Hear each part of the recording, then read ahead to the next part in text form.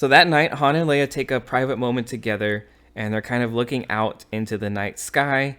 And Leia suddenly whispers to Han, "I met Qi'ra." So do you remember Qi'ra from Solo? That was the girl love interest in the Solo movie who betrayed, or kind of like betrayed him in the end and left with the criminal organization. She has one of the, so I talked about those comics earlier, that kind of chart in between Empire Strikes Back and Return of the Jedi. One of those big arcs is the Crimson Reign arc, where Qi'ra comes back with like the criminal empire, and like it's a whole giant arc, and she ends up meeting with Leia. And Qi'ra basically tells Leia a story about this time when they were both boys on Corellia, and Han saw this kid getting beat up, and Han kind of just jumped in and saved this boy from being like bullied. And Leia tells Han this, she's like, about this story that Qi'ra told her, and Han kind of remembers it, and he remembers that at the time he hated the fact that it seemed like no one on the planet cared about anyone.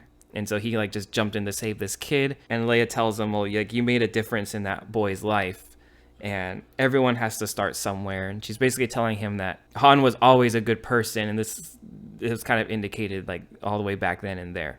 And I'm sure Han has a ton of questions, like, what do you mean you saw Qi'ra? Like, what the hell happened? I can imagine him, he's just like looking at her, and she's like telling the sweet story, and he's just like, you met my ex? I know.